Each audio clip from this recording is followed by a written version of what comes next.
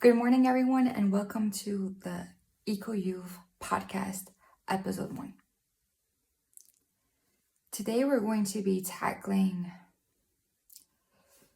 climate change from the perspective of culture and the way that climate change was something that was brought into my life during my childhood. So, stay tuned.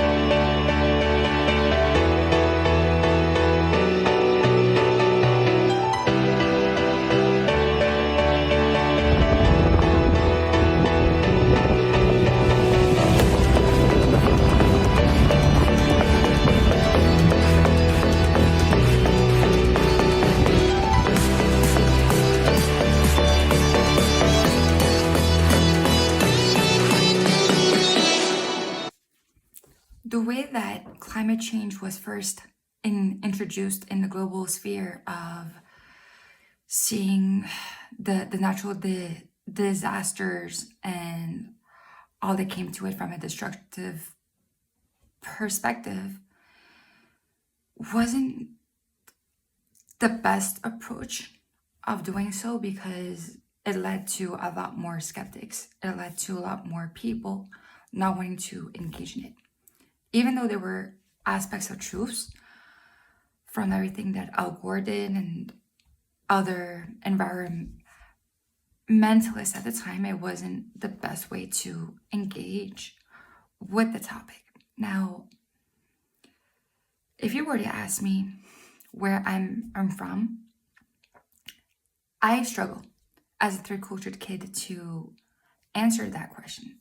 Because which Genesis are we talking about here? Are we talking about the Genesis of where you were born, or the Genesis from the perspective of since the beginning of time? Now, my entire family is from Italy, but I was born in South Africa. I only lived in South Africa for the first 4 years of my life. But I mainly grew up between Switzerland and Italy. But I feel a lot more Latin European than I do feel Swiss. And one thing that really helped me to engage with climate change when I lived in Italy, and from 2004 to 2006, and all the holidays that my family and I did back and forth between Switzerland and Italy, really shaped my childhood.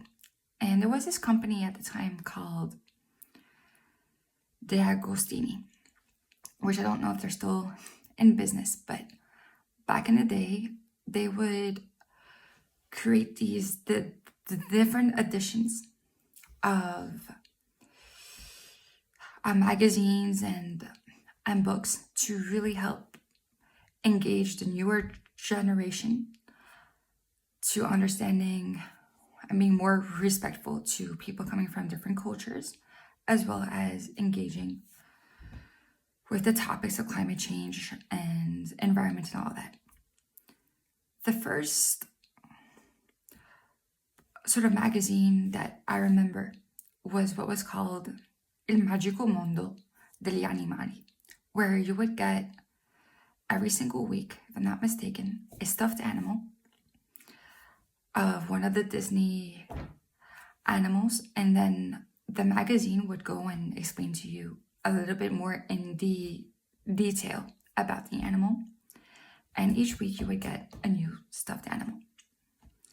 And so you would understand a bit more about how they work within the natural environment, how it's linked to the food webs, how us humans interact with them, and it created this appreciation for animals, for our natural environment. You then had something very similar with a Disney-inspired encyclopedia called Topogeo, where each week or second week you would have a new edition of this encyclopedia come out talking about a different part of the world, and you would get a specific piece of building your own world globe. And each encyclopedia, you would learn a bit more about the culture of Antarctica or China or Italy and so forth. And it really helped you to appreciate sort of culture, because even though we're all human beings, we're all impacted by the sort of culture where we come from, right? And that diversity shouldn't be seen, from my perspective, as something to be threatened by. It should be something that we as humans should actually embrace and be like, wow, we have people coming from so many different sort of cultures with their own walks of life, their own stories, their own perspectives. Let's bring a little light on that, a little love on it as well. And no matter the journeys that they've been through, no matter the hardships that they faced and could still be facing today, you want to appreciate that, because they wouldn't be here today if it wasn't for their life journey that got them to become the individual that they are. And we cannot not talk about tackling climate change, ocean change, plastic waste without introducing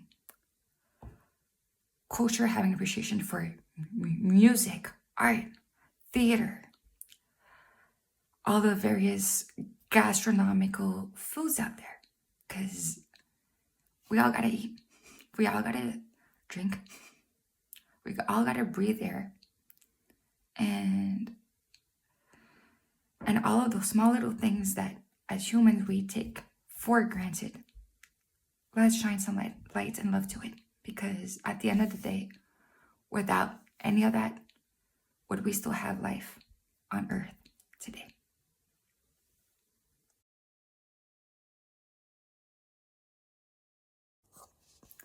When it comes to fashion, I'm sort of wearing clothing that I wore as a teenager. It's 10 years sort of fashion from 10 years ago. It still sort of fits me in my late 20s. Why won't I still engage with it? Because all this talk about fast fashion, I don't really embrace it. I've had other people who especially know the clothing that I wear come to me and complain about the fact that I wear sort of a fashion from 10 years ago. And it's absurd, because clothes is still clothes. If you feel good in it, doesn't really matter that's from 10 years ago. No, not at all. And from a sustainability perspective, it's actually healthier, because I prefer to use clothes that still looks good, that hasn't worn out, and I will keep on wearing them until the end of their life cycle. Now, don't get me wrong. Not that I don't like buying newer things. Of course I do. But I try to limit spending money on newer sort of fashion trends only to conform to society and the direction it goes, when sometimes being old school is actually a good way of doing things, because not everything that's old school is bad and can actually be used to solve modern problems. Now, some people would come to me and be like, yeah, but modern problems, you need modern solutions to it. Sure, for sure. But some old school information can also help to bring in better social innovation, better environmental innovation, better everything. And that's how I like to end this talk today on this positive note of you want the world to change, but let's appreciate what we have today.